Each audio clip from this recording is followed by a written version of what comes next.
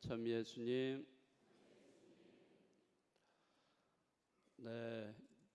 추석 연휴를 맞이했는데요. 여러분들 어떻게 잘 보내고 계십니까? 오늘 추석 명절 조상의 음덕을 잊지 않고 기억하고 또 가족, 친척이 모여서 덕담을 나누고 또 즐거운 만남의 시간을 가지시기 바라겠습니다. 오늘 우리는 우리보다 먼저 앞서가신 조상님 또는 부모, 형제, 친척, 은인들 이분들의 영혼들을 기억하면서 추석 합동 위령 미사를 봉헌하고 있습니다. 잘 아시지만 요 앞에 판에다가 돌아가신 분들 연령, 이름이 다 적혀 있습니다. 혹시 준비가 아직 안 되신 분들은 이따가 봉헌함에 또 이렇게 내시면 또 여기 기록이 안 돼 있겠지만 그래도 제가 마음속으로 이렇게 기도를 해드리겠습니다. 이렇게 우리보다 앞서가신 영혼들을 기억하면서 그분들의 영혼을 위해서 우리가 기도하는 그러한 날이 되겠습니다. 또 뿐만 아니라 오늘은 또 추석이라는 의미, 또 결실에 대한 그러한 감사, 하느님께서 모든 것을 마련해 주시고 우리에게 베풀어 주시기 때문에 우리는 풍성한 이런 결실을 거둘 수 있다는 것, 이런 우리 모든 삶에 대해서 하느님께 감사하는 그런 날이 바로 추석입니다. 저는 그 아침에 자주는 아니지만 가끔씩 시간이 되면은 지상파에서 방영하는 아침 다큐멘터리 인간극장을 좀 가끔씩 봅니다. 여러분들 좀 보시죠? 정말 우리 삶의 구석구석을 잘 이렇게 파헤치면서 인간의 정을 우리에게 전해주는 아주 좋은 그런 프로그램인데요.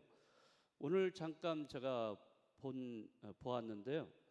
99세, 이제 거의 내년에는 100세가 되시죠. 그러한 아버지가 계신데 작년까지만 해도 아주 정정하셨던 그 아버지가 노안으로 이제는 누워 계시는데, 그래서 그 아들 내외가 아버지의 농사일을 이어받아서 농사를 지으면서 아버지를 지극정성으로 봉양하는 그러한 모습을 담고 있는 그런 다큐입니다. 평생을 자식들을 위해서 살아오신 아버지처럼 이제는 남은 인생을 바쳐서 마지막까지 아버지의 곁을 지키고 싶다 하는 그 아들. 그래서 그 아들은 자신이 하는 일이 이제 나이가 돼서 은퇴한 다음에 시골, 아버지가 계신 시골 동막골에 들어가서 지금 이렇게 아버지와 함께 산다고 합니다. 그 아들은 자신이 젊었을 때 오랜만에 아버지를 찾아갔는데 그 아버지가 이제 아마 좀 추웠나 봐요. 그럴 때 그 땔감을 많이 해가지고 자기 방에다가 이렇게 떼어 주었는데 아버지는 자기 방에 땔감을 조금밖에 떼지를 않은 거를 이 아들이 본 거예요. 그래서 아들이 아버지한테 왜 아버지는 이렇게 조금밖에 안 떼세요? 추운데. 이러니까 아버지가 하시는 말씀이 나는 그 두꺼운 옷을 입고 자도 돼 하면서 이렇게 대답을 하시더라는 겁니다. 이렇듯이 아들은 부모님의 사랑을 담뿍 받으면서 살아온 거예요. 그런 모습을 이제 고백을 하면서 아버지의 그 여생을 잘 돌보아 드리겠다는 그런 일념으로 같이 산다는 것을 이야기하고 있습니다. 사실 부모를 부양한다는 것은 이 시대에 참 어려운 일입니다. 그 자식의 의무가 아니다라고 생각하는 사람들은 굉장히 많이 있는 것 같아요. 그렇지만은 그 아들은 자신을 키워주신 부모님의 이런 조건 없는 사랑에 보답하는 것이야말로 참된 자식의 도리다, 이런 생각을 갖고서 바로 부모님께 감사하는 마음을 드러내기 위해서 같이 부모님과 함께 산다는 거예요. 원래는 부부 내외가 저 별도로 이렇게 남은 생애를 좀 즐겁게 이렇게 살려고 했는데 이제 아버지 이제 돌아가실 이제 아버지를 위해서 들어온 거예요. 시골에 들어와서 아버지가 해오셨던 농사를 이어받아서 농사를 짓고 있는 겁니다. 네, 이렇듯이 부모님께 감사하는 그러한 마음을 가지고 있다는 것은 그거는 물론 당연히 자식으로서의 도리이지만은 사실 지금 시대에 이렇게 보면은 모든 자식이 다 그렇게 하지는 않는 것 같아요. 그렇지만 부모에게 사랑을 받은 자녀는 반드시 나중에 커서 부모님께 그걸 보답합니다. 감사함을 가지고서 보답을 해요. 또 그렇게 부모한테 사랑을 받은 자녀는 부모에게뿐만 아니라 주위 사람들에게 그 사랑을 함께 나눌 줄 아는 그런 사람이 되는 것입니다. 네, 그런 것들은 다 감사하는 마음을 갖고 있기 때문에 그렇습니다. 네, 그렇다면 우리 신앙인들은 정말로 감사해야 될 분이 누구신가? 뭐 다 아시죠? 누구에게 감사해야 돼요, 우리는요? 대답이 없으세요?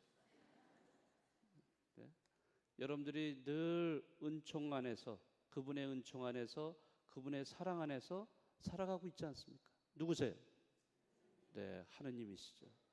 우리 하느님께서 우리와 함께 하시면서 늘 우리가 필요한 것, 늘 우리에게 주십니다. 우리가 만약에 어려움을 겪고 고통스러워할 때 당신도 우리와 함께 같이 아파하시고 함께 울어주시는 분이세요. 그리고 또 우리가 그 고통을 극복할 수 있도록 힘을 주시는 그러한 자비로우신 하느님이십니다. 그래서 바오로 사도는 데살로니가 1서에서 이런 말씀을 하고 있습니다. 모든 일에 감사하십시오. 이것이 그리스도 예수님 안에서 살아가는 여러분에게 바라시는 하느님의 뜻입니다. 네, 이렇게 바오로 사도가 감사하란 감사의 삶을 살라고 이렇게 당부하고 있습니다. 우리가 제대로 신앙생활을 하고 있는지 아닌지 그 식별하는 기준이 여러 가지가 있지만은 그 중에 가장 중요한 기준은 바로 감사하는 삶입니다. 내가 행복하고 기쁠 때도 하느님께 감사하지만은 혹시라도 내가 어려움에 처해 있을 때 어떤 역경이라든지 생각지도 못한 어떤 고통을 당할 때 그럴 때조차도 하느님 감사합니다. 이렇게 신앙 고백을 할 수 있다면 그 사람은 정말 성숙한 신앙인이라고 얘기할 수 있어요. 근데 우리는 신앙생활을 하면서 대부분 나에게 어려움이 오고 어떤 힘든 점, 내가 생각하지 않던 그런 불행이 닥쳤을 때 즉시 우리는 신앙생활 뭐 이런 거 아랑곳하지도 않아요. 하느님을 믿어? 이런 거 생각지도 않고 그저 불평불만, 또 이웃에 대한 원망, 하느님께 항의를 한다든지 이렇게 살아가는 이런 신앙의 모습을 많이 보이게 됩니다. 네, 그렇기 때문에 진정한 신앙인, 참된 신앙인, 신앙이 성숙해 있다면은 내가 기쁠 때도 슬플 때도 언제든지 하느님께 감사하는 사람이 돼야 됩니다. 네, 오늘 루카복음서 복음 말씀 아주 잘 들으셨을 겁니다. 그 내용은 바로 하느님께 감사할 줄 모르는 어리석은 부자를 소개하고 있습니다. 이 어리석은 부자 보세요. 그날 그 해에 많은 소출을 거두었어요. 너무나 뜻하지 않게 너무나 풍성한 결실을 맺어가지고 어마어마하게 곡식을 거둘 수가 있었어요. 기존에 있는 창고 모자라요. 그래서 더 큰 창고를 지어서 엄청나게 쌓아놓았습니다.